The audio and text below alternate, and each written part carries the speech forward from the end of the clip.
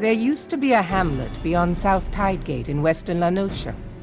Hearthstone, 'twas called. Some years prior to the Maelstrom's founding, Leviathan rose from the briny depths and set about unleashing watery hell upon us. On that occasion, the Company of Heroes put him down before he could do too much damage. But when the bastard came next, this time in the wake of the calamity, we were not so fortunate. Weary of ravaging our shoreline, he summoned a tidal wave which fair leveled Hearthstone and washed the soil away for good measure. The area was subsequently occupied by the Sahagin. Aye, the thrice-damned creatures transformed it into a spawning ground for their brood. Given the quantity of crystal stolen to feed him and his legion of thralls, we can be fairly sure that Leviathan is stronger now than in his previous incarnations. If that sea demon is left to wreak havoc, what befell Hearthstone may well befall a larger settlement, even Limsa.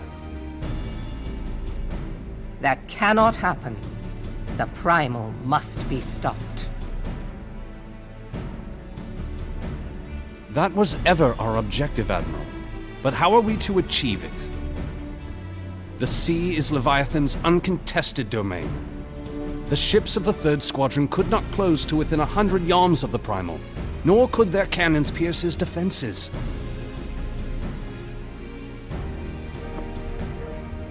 I have read the reports, Master Thancred. Our warships may as well have been bloody pleasure barges for all the good they did. 7 hells! Is there no way that we might strike back? The Company of Heroes defeated Leviathan, having first lured him into an inlet, but we must needs contend with him upon the open sea. It will avail us little to consult past experience.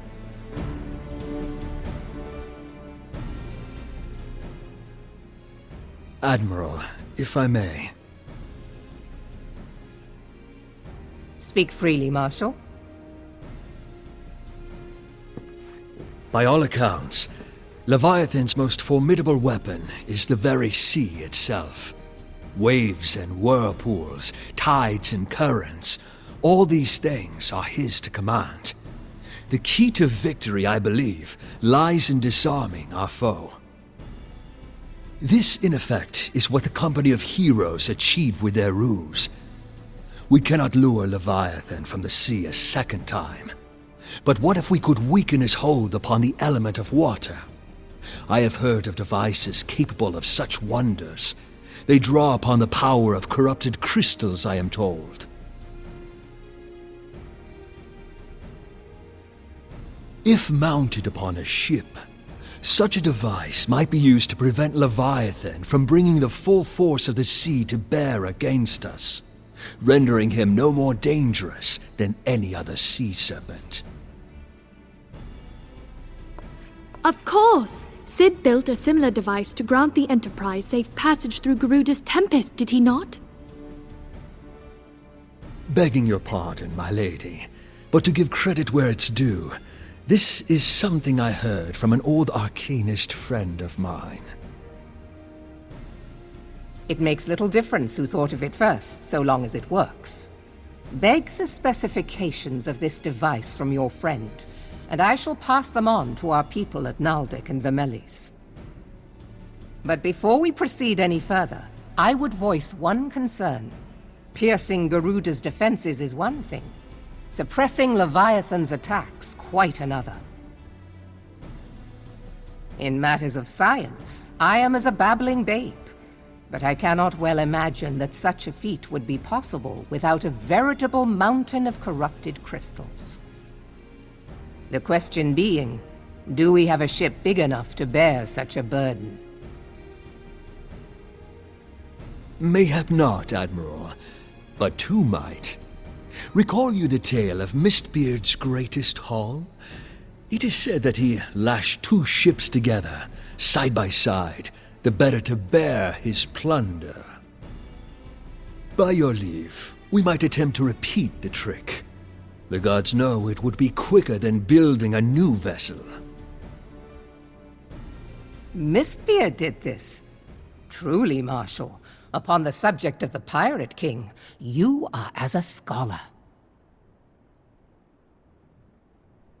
Now, from what I have gleaned of these matters, the device will need to be in close and constant proximity to the target.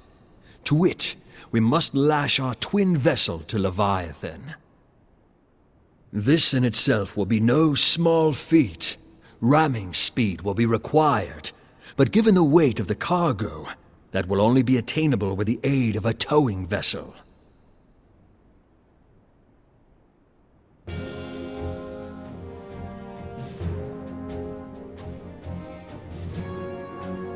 Suffice it to say, the task of piloting said vessel will entail considerable danger, and I would not ask it of another.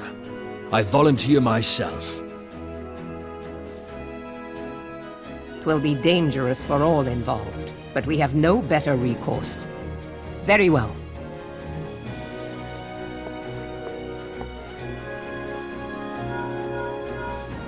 Commodore, assemble the remnants of the fleet at Morabee Bay.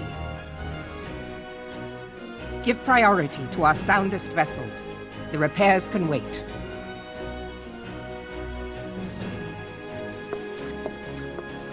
Storm Marshal Slafirson, command of the operation is yours. I want that twin vessel ready to sail post-haste. At once, Admiral.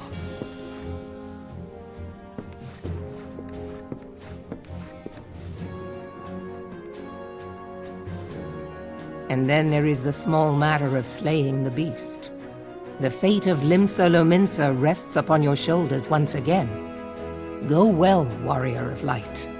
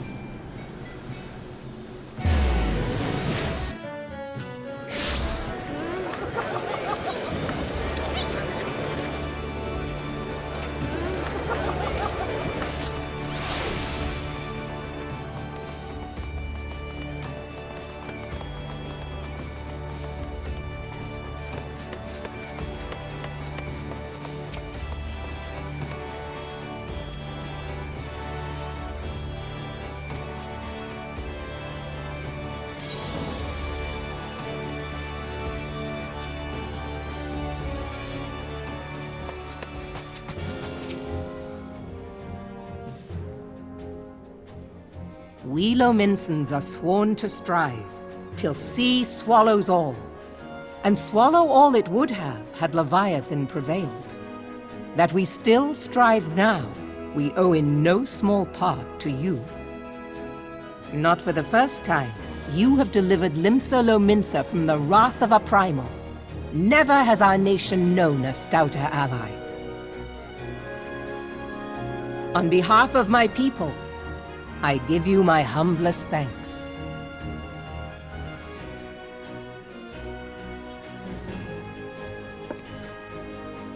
'Tis meet that I give thanks to old Mistbeard, too, for his fine solution. Whatever else he may have been, 'tis clear he was a resourceful soul. Would that I had a man like him in my service.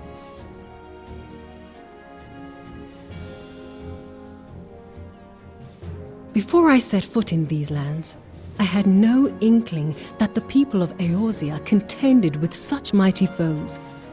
Suffice it to say, their existence came as something of a shock, as did the idea that they could be defeated. This experience has served to remind me of the vastness of the world and the boundless potential of man.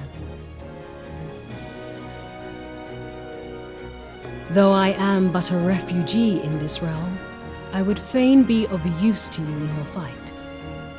Know that I am tutored in one of the foremost combat arts of the Far East. It may seem outlandish to the Eorzean eye, but should any of your people care to learn, I would be pleased to initiate them. And I will see to it that they are grateful. I have no doubt that your knowledge and skills will serve us well. Besides, your art is not so outlandish as you think. Would you not agree, Master Thancred? Naught escapes your searching eye, Admiral. Few are privy to this information, but Limsa Lominsa is home to a certain secret fraternity. Its members are trained in a form of combat not unlike your own. By my judgment, it should not be beyond such individuals to adapt to the techniques I witnessed you employing with such admirable deftness. I am heartened to hear this. I too noted a kinship between your style and mine own, though it seemed to me that you fought differently in the beginning. I suppose I did. What can I say? I'm a man of many talents. Though you may labour to believe it, Thancred was once something of a scoundrel who fraternized with the criminal class in these parts. Yestola! You jest, of course.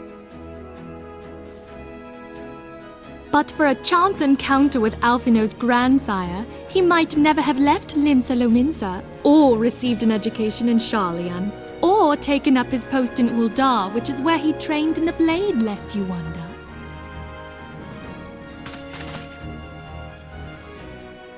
Minfilia, please! It would seem there is more to you than meets the eye, Master Thancred.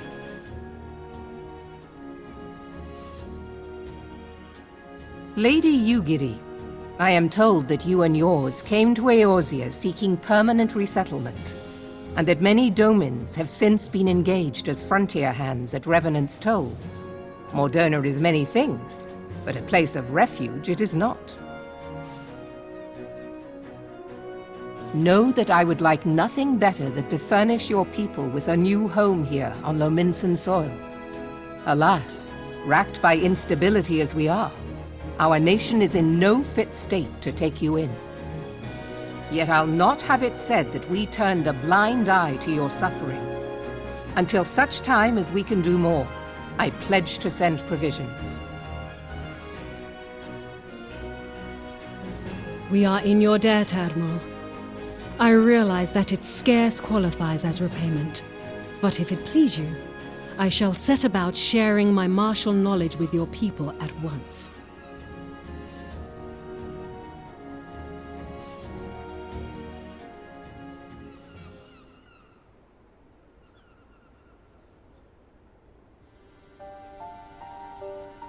You wished a word in private.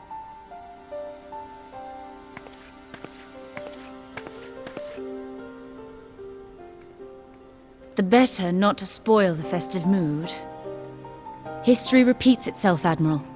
As the kobolds did before them, the Sahagin resorted to summoning their god over a territorial feud. They acted in self-preservation. It may be that the Sahagin initiated this particular clash, but how it begins does not interest me so much as how it ends.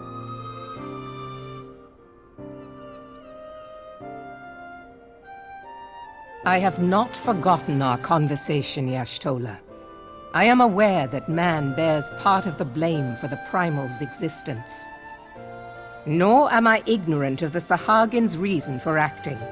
They sought to secure a place to breed and multiply that their kind might survive.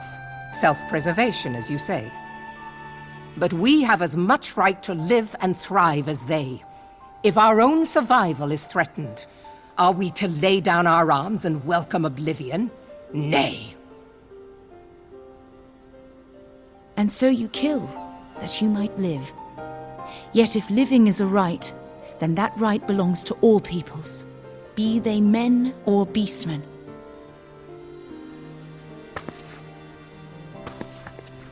I'll not deny your reasoning, but when a storm gathers, it falls to me to see my people safely through it. That is my duty, and I shall do it.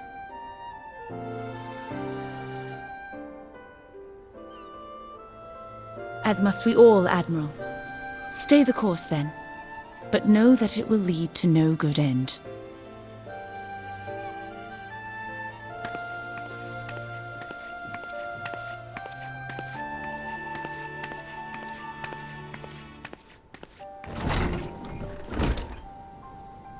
Man has ever put himself first and foremost. To justify his actions, he clads himself in the armor of righteousness, though it be a fancy of his own making. In this, mayhap the Garleans and we Domans are not so different.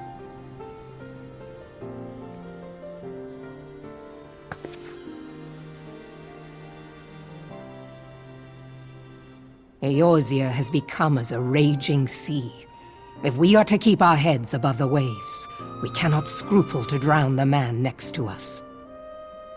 When hopes of coexistence founder, strength must determine who has the greater right to live.